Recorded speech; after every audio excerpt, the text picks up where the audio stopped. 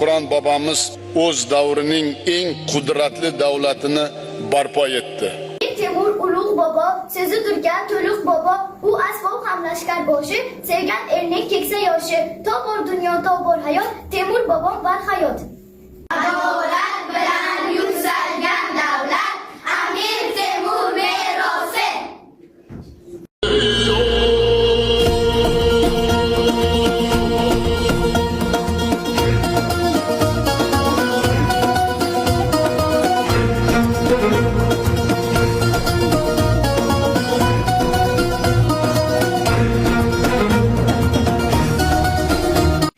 Shohquron bobomiz o'z davrining eng qudratli davlatini barpo etdi.